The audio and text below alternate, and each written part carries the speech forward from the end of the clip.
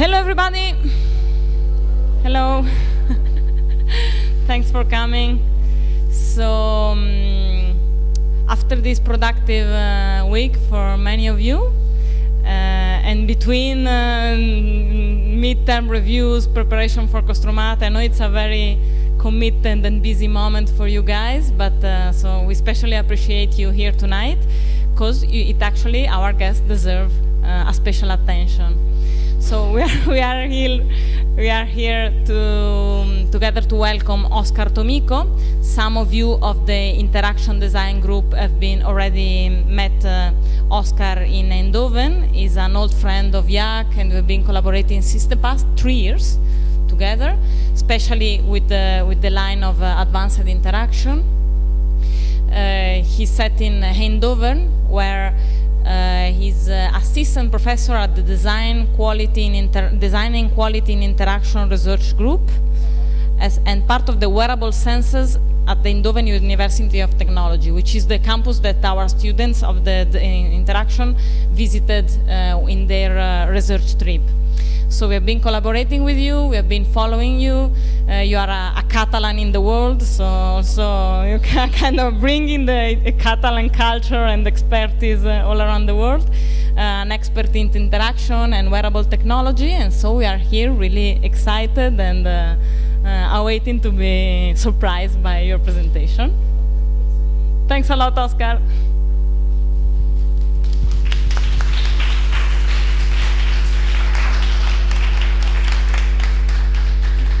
Okay, so welcome everybody.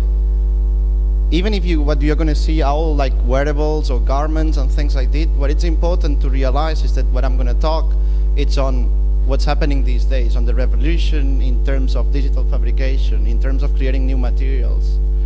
Also, especially because we are in a moment where what used to be separated, like design and production, it's merging again.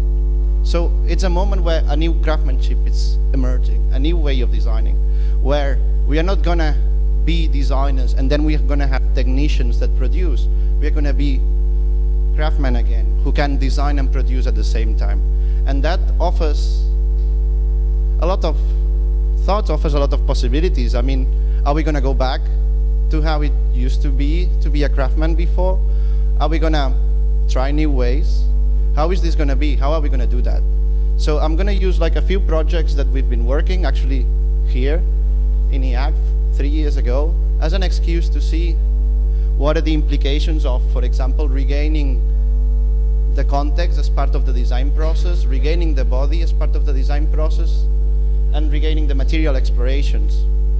So some of you especially are on computational design. So most of your work happens in front of your desk, although today I see you working there. But now with all these digital fabrications, we can quickly iterate and try things out. We don't need to wait that all the design, all the 3D render is finished to see how it will be in real. We can quickly iterate, we can quickly try things. So if we can do that, how are we going to do that? How are we going to do it? Are we going to try things in context? Are we going to try things on ourselves? Are we going to experience things? Are we going to let other people experience? Are we going to follow like some kind of user-centered design, or are we going to do something else? So what I'm going to use is this presentation. We're going to use a few examples in order to discuss a bit, to create a debate on these points. But before that, we're going to do a bit of like a formal kind of introduction of where I come from and a few examples of projects we've been doing. So you know where we come from and what we do and stuff like this. So the Netherlands is a little country. No, I'm not gonna do this. Just look at the video.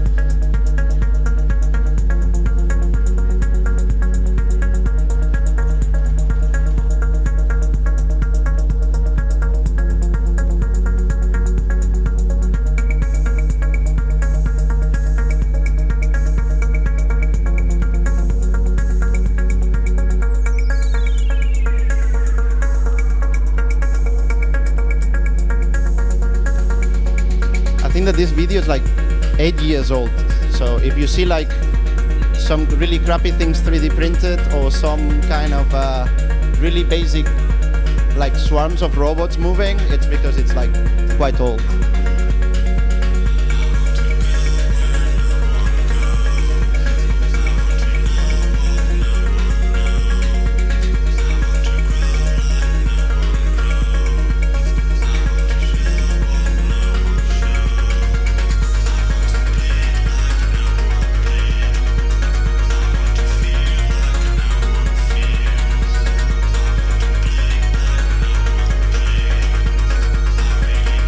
think that no one uses Max MSP anymore, right?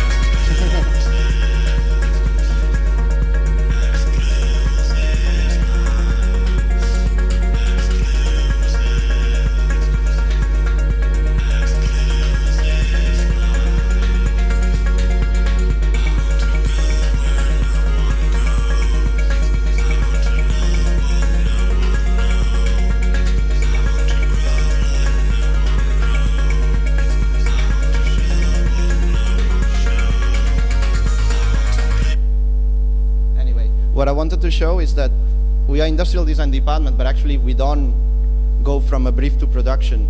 We don't kind of physicalize the requirements that someone else writes down. Actually what we do is we go to society and we look for opportunities. We look for how the future could be. And instead of finalizing with a product, we finalize with a brief.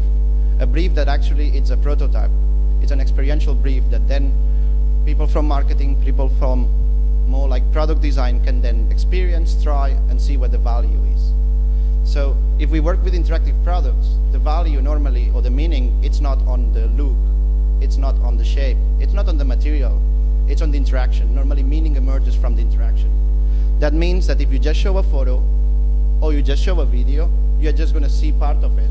If you really want to understand what it is about, you need to experience things. So what actually I do in this big department where we try things about how the future will be.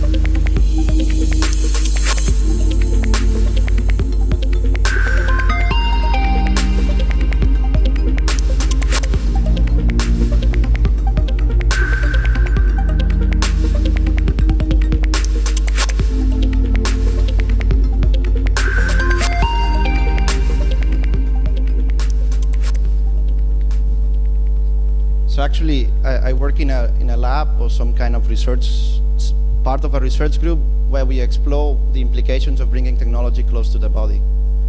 So some of you work in the scale of the building. Some of you might work on the scale of the interior. Some of you might design objects. But it's quite different to design an object that you are just going to use when you want it, than actually design an object that you will wear all the time. It's not the same to have a microphone with me now. I'm not going to use it. I'm not going to take it with me, even if the functionality is good enough. So there's another set of requirements that are not about material quality, that are not about security, that they are not about functionality, that become important. And these requirements are personal. These requirements are intimate. These are things that normally are almost impossible to express with words. And the question is, if these objects are not static, actually they start behaving, then the complexity of this is way more. It's bigger. So then when we will be walking around, it's not anymore me, it's me and my things that move with me and behave in the way that I'm supposed to like, so it communicates the identity that I want people to see. So it's getting quite complicated. And what we do in Wearable Senses is explore how we can design for this. What's happening in this field, in the field of wearable technology? On one side, we have people from computing, from HCI, miniaturizing computers and filling your clothes with screens and sensors and stuff like this. They're trying to apply the same principle as a computer into a smaller thing. So what do? They make us tap our own bodies, they made us look at our arms. But is that the way that we want to interact with the garments that we are wearing? Do we need to look at what color is our Ralph Lauren logo to check if our heartbeat is working properly or not? So this is the first thing. But then if we go to the other side, if we go to fashion design in the last years has, let's say, from material explorations to a highly conceptual kind of process where, as a designer, you project the idea of how you want people to be. You project your identity into someone else's body. So the people wearing clothes are not users, are wearers. So what we have on one side, we have this kind of highly cognitive process where users need to test how things work to make sure that the paradigms of interaction are the proper ones. And on the other side, we have wearers that actually cover themselves with these highly abstract representations of what a brand or what a designer is. What happens when things start to move, literally move, when things start to behave, when things start to change color? This starts to be really difficult. Why? Because we try to control everything. We want to have it as we want it, either from the interaction design perspective or either from the fashion design perspective. But if you are the one wearing your clothes in an everyday basis, we're not talking about a gala dinner, we're not talking about a place where you are going to suffer for the sake of looking good. Things are different. You want to be comfortable, you want to wear something that is meaningful for you. And meaningful, it's not about just looking good, it's not just fulfilling a function, it's also that you feel at ease with this, that you like to keep it close to you. Anyway, I don't remember what I was saying, but let's continue with some examples. So let's look at rehabilitation. So I've seen some rehabilitation tools, like with wearables, and what they do is they tell you what to do. They tell you where you should move and how you should move. Maybe that you will have a screen with the exercise. Or you will have something that it buzzes when you do it wrong, or when your posture is in the wrong position. Imagine if you will be all day wearing something that every time you sit in the wrong position or for too long, starts buzzing. I mean, I already have enough problems, I don't want more, okay?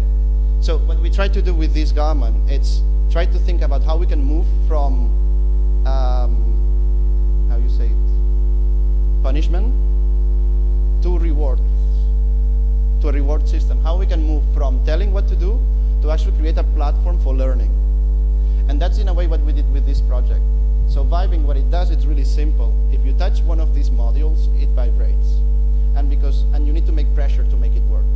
That means that the more you press, the more intense the vibration will be on your body. So first, I don't need to program different intensities of the vibration because I can control it myself with the pressure I do. Secondly, of course, all these modules are connected with each other and they learn from what I do and they store all the data, but actually it's you that you are in control. So it's you that decide which ones you want to press and how you want to press it. Why this is important? Because you need to become self-aware of your own body. You need to know actually what are you gonna, how these things work, and do you need to see what kind of things fit you and what kind of things doesn't fit you. Anyway, let's continue with more things. So we've been also working in things for therapy, and specifically for... I think it's very important that caregivers get some tools to... And therapy, especially in elderly care, it's a pretty sensitive topic. And sometimes as designers, we think we can do it all, but actually this is really, really wrong. So what we try to do in these projects is actually collaborate with all the people needed. I'm just putting it a bit down, but I can put it back. Because it's you have to ask questions that they don't react on, but they react on senses. So in that sense, I think it's beautiful that we want to make a product for that, and that we think about not only the patients, but also the people who are really close to the patients.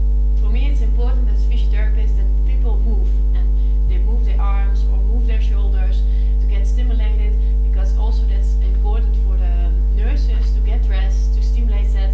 If they do this or do that, it's important for the muscles, but also for the brain, to stimulate the brain. That's important for people with dementia. Op Chiba Textiles hebben we dus samenwerking met jullie studenten en andere partners een kwaliteit ontwikkeld die eigenlijk de patiënt uitnodigt om te voelen.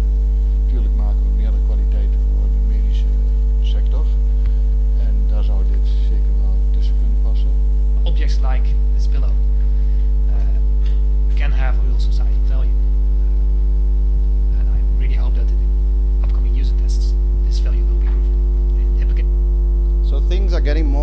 complex. Just to do a little pillow that vibrates when you touch it, look at the amount of people we had to involve, like therapists, physiotherapists, elderly care providers, textile designers, interaction designers, graphic designers, and the number expands. Is this sustainable? Can we do something like this? I would say the answer is yes, because actually there's a shift. There's a shift in the way that we see design. So all these people that are here, as you see, they're all talking from their perspective. They are all collaborating with each other. If this product gets to the market, this will be the infrastructure behind to take it there. So one of the main problems with interactive product design or like installations is how to support them, how to sell them, how to actually bring them to the real world in a way that can be marketed, that are robust enough, that can be sold. So what we do here is, instead of like think out of the box, think about what the cool new thing will be, actually what we do, we think inside the box. It's more about, with the people we have around, with the facilities we have, with the infrastructure we have, what can we do? So it's this kind of local thing that it's so trendy these days. So it's, and why this is important? Because now we have a selling point respect to others. It's done locally. That means it can be, it's tailored to the culture that you are designing for.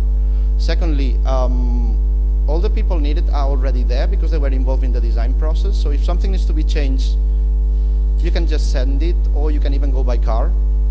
And what else? Well, and actually you don't need to produce abroad, blah, blah, blah, blah, blah, blah, blah, blah. Okay, what's next? This is another health-related product, so I'm just gonna move on. Once upon a time, and I'm gonna there show was you a dream, something else. a dream that transformed into a textile. This textile is durable and made with good materials, high quality, and loving care. As we adore changes, also the textile will change in time and will portray our modern minds, but without losing the inner child within ourselves. The textile combines crafts and technology in a way that magically brings people closer together by telling fairy tales through meaningful interaction of textile ideas. Textiles is a revolutionary way This is a Kickstarter of video, that's why it's so through the kind combination of textiles and an augmented fairy tale tablet app. So how does this work? The camera of the tablet recognizes patterns in the textile with advanced image recognition software, and it creates a 3D character which is then projected on top of the fabric in an augmented reality layer. The digital characters from the Little Red Riding Hood tale can then be manipulated by moving the fabric or by playing between the two layers, with either your body or with objects such as children's toys. Through local production, use of high-end quality materials and execution methods, the durable bedsheets provide a fantastic opportunity to become part of a sustainable textile model. Through textiles, parents and children will actively engage in the story together. The high-quality textile and the high-end tablet technology create a platform on which stories and values can be shared in a new, exciting and engaging way. Why I'm showing this video? Because there are multiple ways to, we are all in using technology, it's all about digital computation, etc. But there are multiple ways to combine things. And this is a good example. By looking at traditions, we've seen that actually clothes have stored symbols, have stored meaning in itself without having anything to read it. It's the social group, it's the community that has personal codes to read it. So what we look, it's like we got inspired by crafts, but traditional crafts in Estonia, in this case, that's what Kristi, the designer, is from, where actually symbols in clothing have a second layer or a third layer of meaning. And what we tried to do is, okay, can we use the same approach with other kind of technologies, other kind of communities? So what we did is like try to use the idea that you can understand things from a distance by means of the symbols they have, and use just an application of image recognition, which it's open source and everybody can use to implement that. So yeah, the technology and the system behind it's really simple, but it's actually the meaning behind that what makes sense. makes sense, not because it's new, it's because it has been used for a long, long time. And then I have 2 videos that actually haven't seen, so maybe we can play. We also, so a colleague of mine always says like quality attracts quality. And so in our lab, actually we have a lot of people coming and asking us to collaborate. So I'm going to show you 2 videos of people that are collaborating with us now.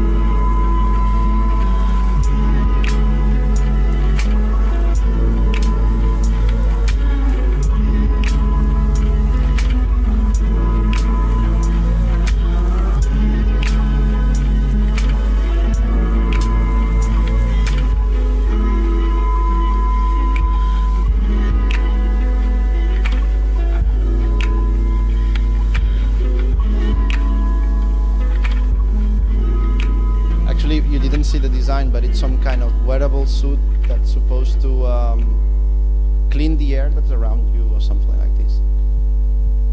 And this is another one.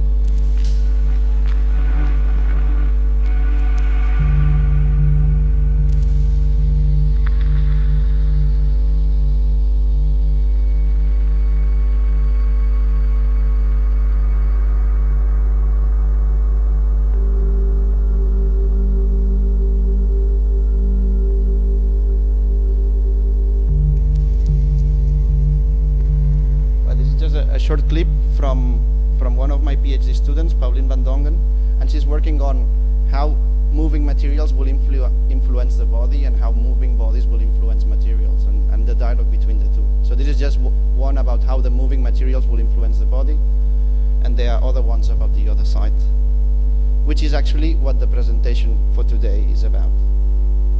So so this was a bit more general, but I think that for me the interesting thing is the moment where we are now. So I already explained a bit like the challenge we have when we design wearables, okay? So this kind of clash of disciplines, nothing really fits, and we kind of have to reinvent ourselves. And why is that? Because we're having textiles that behave in a way like computational material, but at the same time they behave like all things we've been wearing all the time. And the question is like, how can we keep this kind of technology, which normally it's like objective, sterile, kind of, I don't know how to say it, anyway, with the way of ours being, which is more like being happy or not, walking around, doing your own things. So the way that we work, it's like we try to combine things from different disciplines. So what if we take the idea that actually we are not designing products, but actually we are choreographing a performance? What if actually what we are is we are sculpting on the body? What if what we are doing is programming changes in time? So all these things come together in what could be something new. So And what I'm going to do now, it's like, especially like what happens when we involve ourselves in the design process. So if we want to create a design that is personal, intimate, that it touches all the senses, it's really, really difficult to just imagine it. How can imagine the way that the fabric it's going to stay on you, the way it's going to slide down when you're a bit sweaty, the way it's going to behave when it's a bit windy, the way it's going to, the way you're going to take it off, the way you're putting it on. There's too many things to analyze, too many things to design, too many things to understand. But actually, we already know all these things. We are wearing clothes all day. We can, in a, how you say it, not tacit, what's the other word?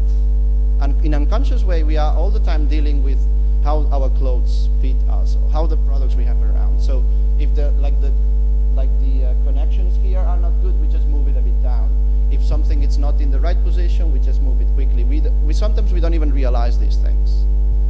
So the challenge here is like our bodies already deal with highly complex data all the time. They already filter information, they already kind of decide without having us to think about it somehow. The question is, why don't we use this in the design process? I mean, traditionally, craftsmen were using their own bodies in the process of making. Again, mass production or like industrialization separated the production from the design. Now we get back together. Why don't we try again to experience things on our bodies? Why don't we try to kind of design in a more intimate, personal, and why don't we design from the perspective of the senses and from our own senses and for the senses of someone else? So this is a bit the challenge. So the challenge then is like, how can we ideate with the body? So can we use our body to create new ideas? Can we use our body to communicate new ideas? Can we use our body to agree with others? I would say that the answer is yes. And what is important about it, it's that we are just not thinking. We are thinking through our thinking with our heads. We are thinking with our full body. That means that the things that you are not able to imagine, you experience them, and you combine experience with imagination at the same time. The next thing is about, we all like to do material explorations, but can we do them on the body? What's the difference between doing something on a table or something on you?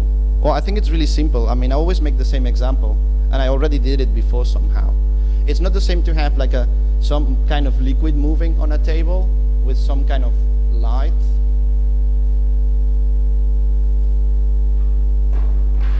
Creating some kind of shadow, that if this bottle with the light, it's on your body and it starts moving. So there's a lot of other connotations, or if it moves on top of your head, there's a lot of other connotations that the material can't tell you. Its placement, its scale, its position, and these things are impossible to know if you have never tried out. Normally, if you do something on a table, and as soon as you put it on, or you put it in context, it will, be smaller than it should be, or it will be bigger, or it won't fit, or it wouldn't make sense because the sun is completely like blinding it. There are a lot of things that can happen that if we don't try during the process, we are gonna just miss. And the final thing, can we even prototype on the body?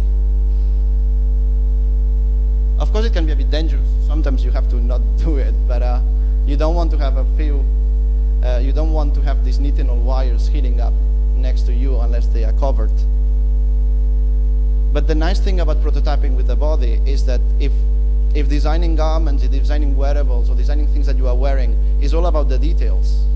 When you are wearing things, you can know which details to focus on, because there are a lot of details to take into account. There are a lot of things that you can do better. But which ones should you focus on? Which ones are more meaningful than others? This is something that you can intuitively see as soon as you put things on, as soon as you try them. And this is something really important. Why it's really important?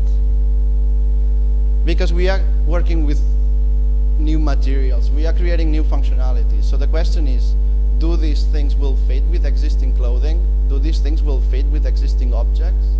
I would say the answer is no. But if we keep on thinking of how things should be, we will never create something new. We will never let the shape emerge, the functionality emerge. And we're going to end up with things that are, again, the same and the same and the same.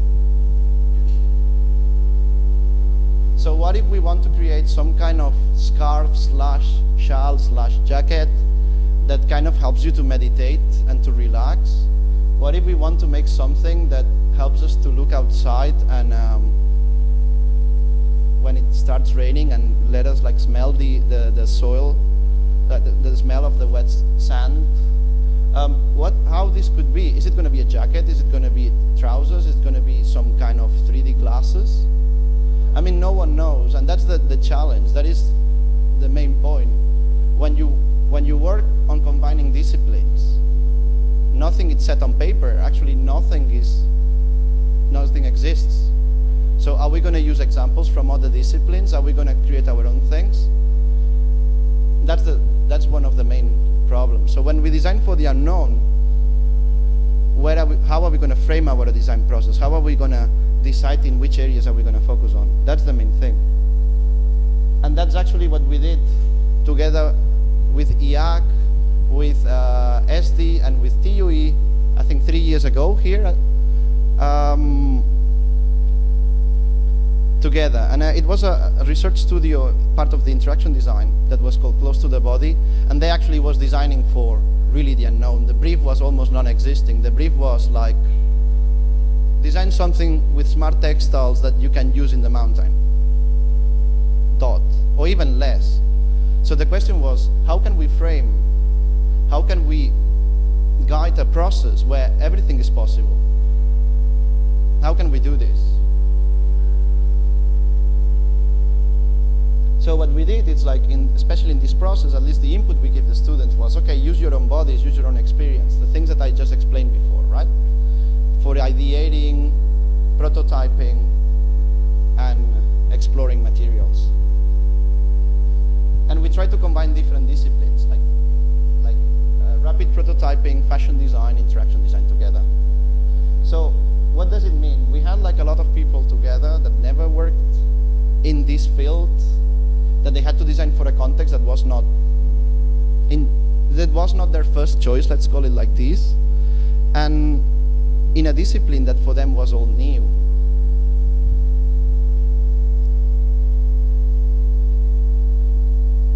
And this is what happened.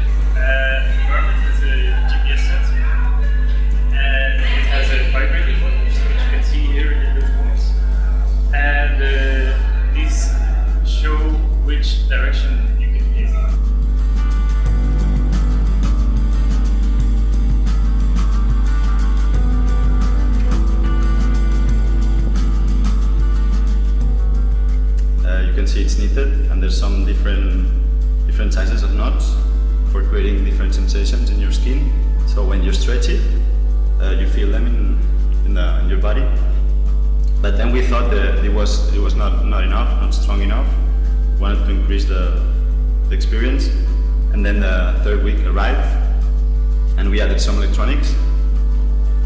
And then we created this garment. As you can see here, there's a conductive thread. It goes from one shoulder to another one. And then when you stretch it, you activate 4 speakers. You put in the garment, 2 in the back and 2 in the front. And that was it.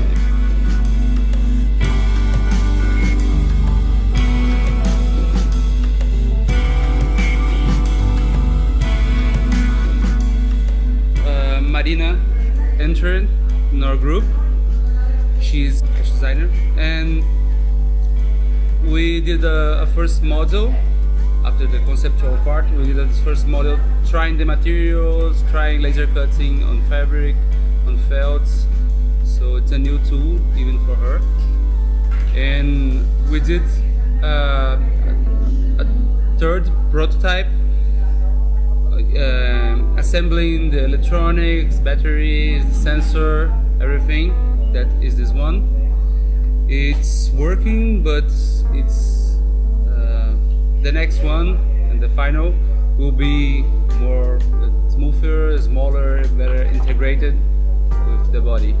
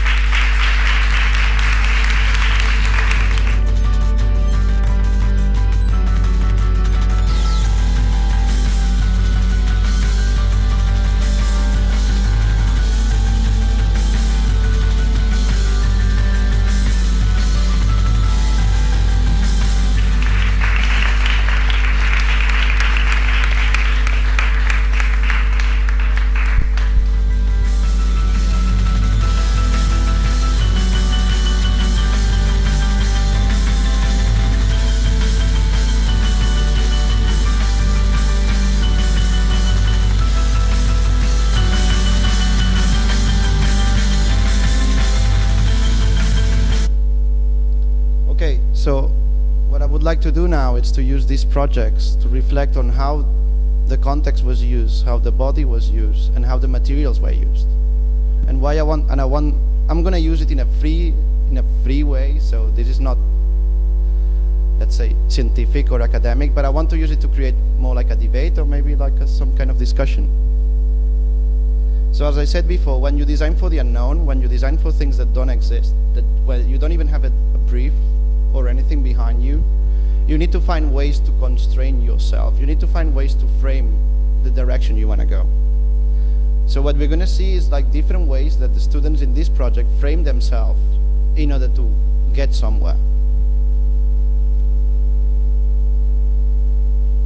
So we're going to start with, yeah, I did it this afternoon, and now there's like a separation between the two things. Anyway, we're going to start with Open App. Open App is the one that you saw that kind of like, it's like a cocktail dress that grows on your back, and depending on the distance between people, it will change a bit the shape. So let's see what happened during the 3 weeks. So you can read a bit if you want.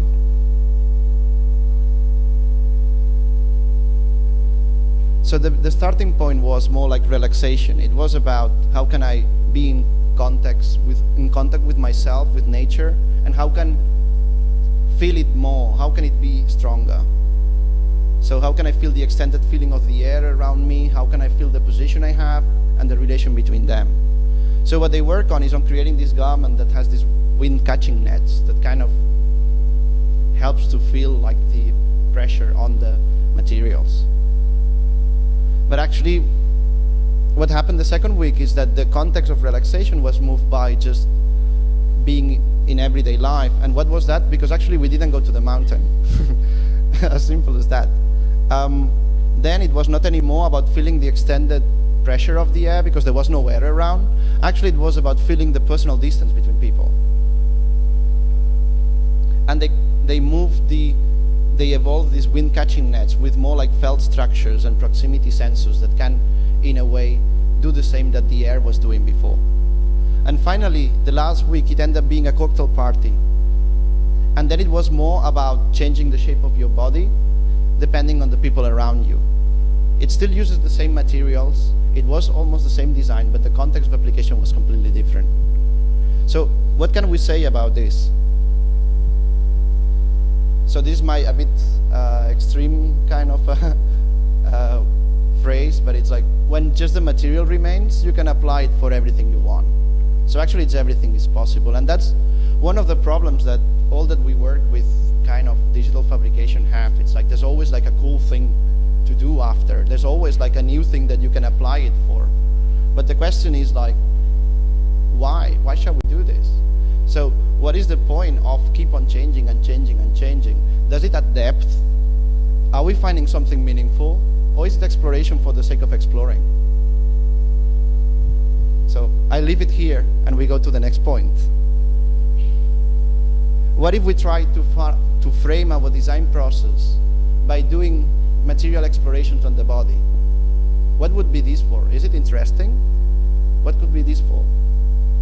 So this is the example of these sound embraces. You've seen like this kind of garment that you kind of move around and make sound. Actually, it started completely different. It was about enjoying the little details in the mountain. It was about picking up little things from the ground. And the idea was that this net just allow you to put your fingers through it and keep your fingers close to each other, so you will just get little things with them. So it was about picking up small things, enjoy the details in nature. So it was supporting this detailed touching, and it was done by this kind of hand-knitted structure with cotton. What happened the second week is that, well, as soon as you start playing with this thing, actually the relation between your arms and your body becomes more interesting than these little things on the floor. So the context kind of moved from exploring the environment to just like making music with my arms. So exactly the same kind of material, just evolved, a new knitted structure, but still the same thing, now enhanced with stretch sensors and speakers. But the idea of the way that to use the body was the same, just the context changed. And then we move on, and the last week it became a support instrument. So it was not an instrument anymore, it was a support thing. It was a garment that you were wearing, like when, for example, you are playing a didgeridoo, you could use to enhance it, to change the sound, or even create extra sounds. Again, the same body movements, and the same kind of materials, but again, the context changed. So what happens here? I really like this one. It's just like the distracting power of the body.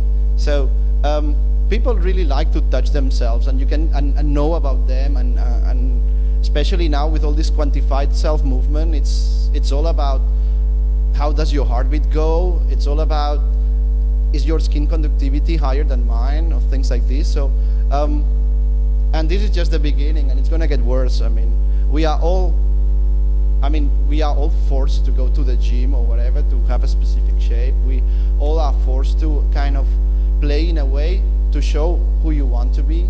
So in the design process actually happens the same. As soon as that you are you and your object, everything else disappears.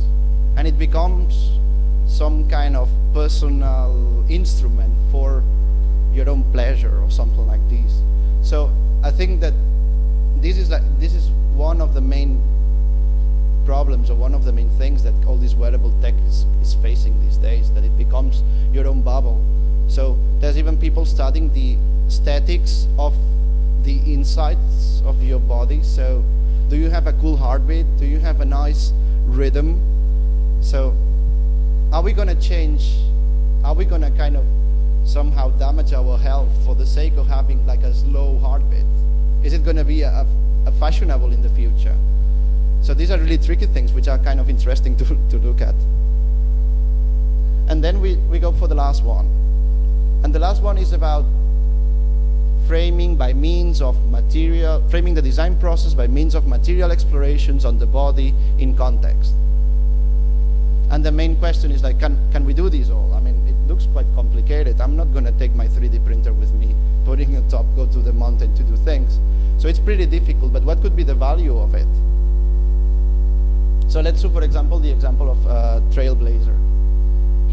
So Trailblazer started with supporting running in the mountains, and especially supporting like balancing. Because there are stones, you can go up, down, and it requires different ways. What they realized is actually, if you connect the two arms, you can easily use it to balance your body. You become more like a triangle, somehow. Well, the people that know more about physics, maybe they will contradict me, but the point is that this supports somehow balance. And it was using felt because it's a natural isolation material that also, if you are running in winter, could be interesting to work with. And it can be laser cut, although it smells a lot, etc., etc. So the next point, the next week, they moved from running in the mountains more to running in general. And it was not anymore about just supporting balance. Well, they realized that actually, if you don't support balance, but actually you keep it a bit off, you can actually make people turn. It's like with horses somehow. So if you make a horse move a bit to a side, or if you are driving your bike or your motorbike and you move a bit in an angle, you will turn. So they find out that this could be interesting for a garment. If the garment will tell you how to go, not just by vibrating on one area, but actually making vibrations that support like the balancing of your body. And then we move from natural felt into material that also have like thermal insulation, but then it's synthetic in this case, but has other kind of properties. And the final week, it was more about, it moved from running in general to running and sightseeing. Because if at some point you don't need to look at where you are going, then you can enjoy better where you are. So the idea was like, just put it on and just run. And it will take you wherever you have programmed it to go. So it moved from, again, so first supporting balance, then supporting balance and guiding, and at the end it was about giving directions. And the materials, again, the same materials, just a bit more evolved, some kind of high-tech, well, not high-tech, technology textile, like a neoprene or something like this that could be used for this reason. And what I would say is that keeping all together, the context, the material, and the body, it helped them to keep the personal meaning in. So you could see that the value of the garment was the same all the time. Everything mutated, everything changed, it became more specific, it gained depth. So for me, that would be the point for this thing. And now my question is, what do you think? Because here is where I end. So, do you think that material explorations are enough? Do you think that we should try things on the body, or it's a trap to just be with ourselves? Or do we have this complex process of trying things in context all the time and try to keep everything together? In which way do you design? So, can someone tell me how you design here? If not, I'm done. No? You don't design here? You just program?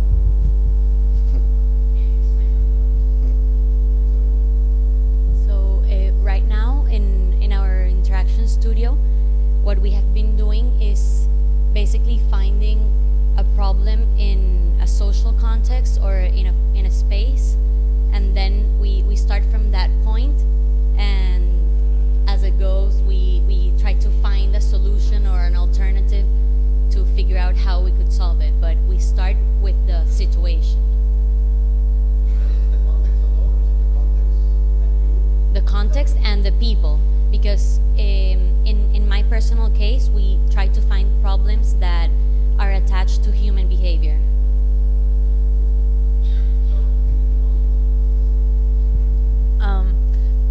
When I started to design, before I came here, I would look at the technologies that I needed to use and the parameters that I had and merge or make something from there. But after coming here and seeing the tools and the resources and working with professors like yourself, I realized that if the concept isn't really strong, then the project itself has no value. So finding the concept and making sure that it's tied to the context, to the body, if we're talking to wearable technology, is the most important. And once you figure out where you're applying and who you're applying it for, you can have something that's really beautiful and really makes sense and people want to use, instead of just another piece of wearable technology that, or another, microcontroller that you might not need, or and just gets thrown away eventually. Someone wants to explain how they design, and then I'll go there. Okay. Oh. So maybe you can have like also different approaches. You can just randomly find some material that is very interesting for you, and this can be the reason for one of your design. And also sometimes you just need to have a draft sketch and make some real tests that will give you some feedback to design. So there are also bottom-up approaches, especially when you are in a context when you have like the immediate tools that digital fabrication can help you a lot to test and see the outcome easily. So it's like a continuous conversation between material, the user, the concept.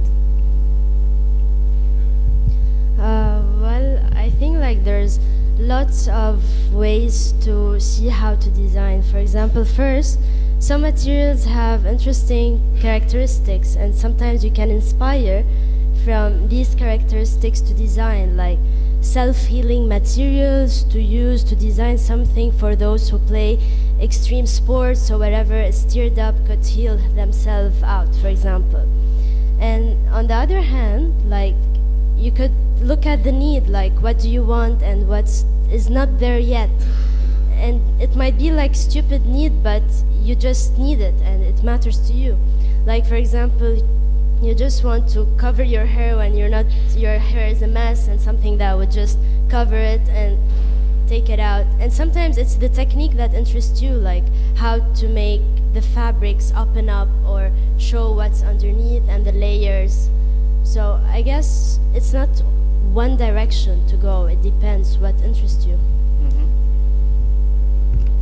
I think also it takes a lot of inputs from people who have experience in different backgrounds. So, none of us can say we are, interaction designers, and we are textile designers, and we are physical computers, and we're architects, and the list goes on.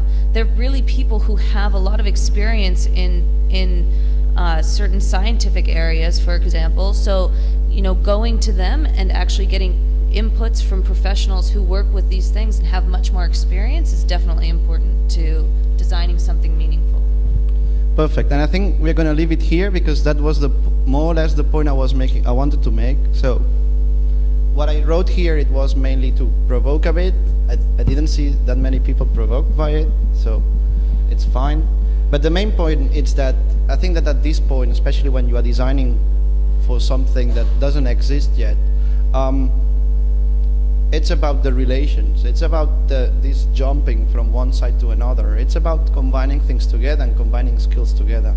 And it's also about, I would say, doing what you're good at, and don't try to do what the others are good at. So just keep to your own thing. So we are at the moment of what they call it, like these T structures for skills of people. So you are good at something, but you are able to understand the rest. So why it's important, all these relations, why it's important, all these iterations, why it's important, all this set of skills? It's because things are getting complex and more complex. So we are making things. If we look at it, what we are doing now these days, what we just presented, just 10 years ago, it would have seemed like magic or something like this. But this now happens, and now it can be easily done. I mean, you can produce something just here, even in a scale of almost 1-to-1 with the robot there. So, I mean, things are getting really, really different. But maybe not that much. Actually, as I said at the beginning of the talk, we are going back to combining fabrication and design. We are going back to a point where the same person thinks about the idea, explores it, feels it, tries it out, refines it, produces it, and can actually sell it. But this is not a person alone anymore. This is a group of people. This is a group of people that, with all the tools we have, can kind of do these things. Yeah.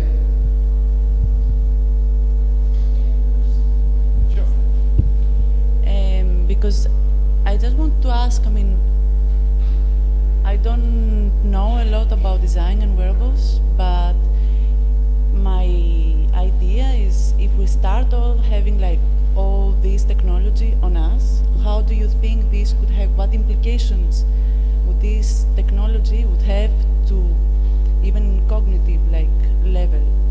Do you think this would really actually make difference? Would change how we perceived our body or our environment? Well, it will change it all. And it already has done it. I mean, you think that you are not wearing any technology now, but how this cotton is made into a yarn that you are using, the way it's knitted to get the structure you have. If you are using synthetic materials like nylon or elastic, these were not here like, maybe someone knows, maybe like 30, 40, 50 years ago. I don't want to say something wrong, but what I mean is that before there was no nylon, before there was no yarns in a way, there were no knits like this. We were using, I don't know what, leather or stuff like this that goes really far back. But I mean, every time we use something new, it changes us. At the beginning, we were not able to stay under the rain for 3 days. Now we can. We can even stay under the water for like a week if we want, in a submarine or whatever we want. So, so whatever technology that we will apply on our body, it will transform us. That's a fact. Now the question is, to which direction we want to guide this transformation? If we are aware that this will transform us, that we can take it into account during the design process. We can make it part of the system. We can make it part of the thing. But it will keep on transforming. We are one of the only animals that kind of make things and transforms their environment. And the transformation of the environment transforms us. Just look about the history of humankind. The only thing is that now it goes a bit faster. And sometimes not for reasons of survival or development, just for economical reasons or whatever. This is a personal question, but in the field of wearable technology that you're so close to, what excites you the most?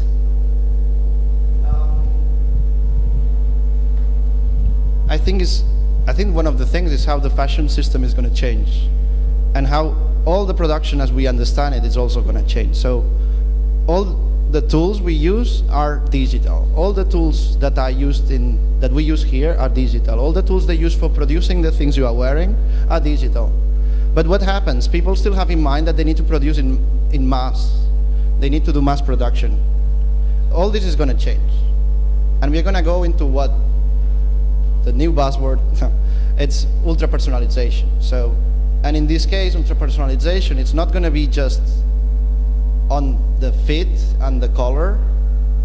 It's going to be, now we are at the point we can personalize the material properties. We can even make materials that react in specific ways. So this is going to be one part. The second part is going to be, we are going to be able to personalize garments in terms of the fit. But the fit is not going to be just the body, it's going to be the moving body. It's going to be the body in action. And the third thing is we are going to able to personalize the digital behavior that we have on top of our garments. Like all this end user programming, blah, blah, blah. So for me, the challenge and what excites me is like how these are going to come together in a t-shirt or in a garment or in a dress or in a professional firefighter suit. That's what kind of, that's what interests me. And on the other side, it's all these developments that are getting smaller and smaller into even like all these nanotechnologies will allow us to integrate smartness or whatever of functionality into a yarn level. That means that batteries will be in a yarn level, computing power will be in a yarn level, sensing will be in a yarn level, actuating will be in a yarn level. So it will completely change the way we design in smart garments. So all these things that we've seen here will look like prehistoric, from a long, long time before. Huh? Yeah. Okay, so I think that we need to finish. No? Any other questions? No? Oh, you have one. So, I was thinking, don't you think that with the wearable technology and enhancing the senses you've been explaining, we might kind of lose the contact with the body itself, as the clothes are already doing, kind of. They're already hiding the body and reshaping them. Now, if the clothes start to perform, isn't it risky that we start to miss or lose this layer and get this distance between the real body and the appearance? Actually, it might happen. I always say to my students when they start integrating lights in garments that I don't want a Christmas tree. So if your lights behave like a Christmas tree, you're just going to be a walking Christmas tree, which is a bit what you were saying. If you create like a shell on top of you that behaves for you, you are going to disappear from the equation. And how can we avoid that? I think that in order to avoid that, what we need to do is design having the body of the person as part of the system. So we are not designing products that work by themselves. Like, I don't know, like a bottle for containing water. We're going to develop things where part of the design will be the body itself. So I always put also another example. If you need to make a garment that kind of closes itself up, you can do it with having all these super powerful motors on the zippers and going up and constraining the body, or you can just do it with your own hands and pulling it up yourself. So the question is, at some point, is what should be done by the body and what should be done by the garment itself, or whatever it is. And the next question is like, who's in control? So no one wants to wear things that you are not in control. You might want to have a friend on top of you or something like this, but you don't want someone telling you what to do. And the problem is that a lot of interaction design that has been done in the past, it's based on telling people what to do. Because as designers or product designers, we want to create this kind of complete picture of it. Now when we are designing these kind of wearables, the picture we are going to create is just part of it. The other part will come from the person wearing it. And the meaning will be created when the two parts come together, and not before, just from the side of the designer. That was actually a really, really important moment, I don't know, like a few years ago, when we realized that we should not completely close the functionality. We should not actually define the functionality. We should just make sure the mapping between sensing and actuating, and then let people find out for what can be used. So we find this with the massaging garment that I saw at the beginning.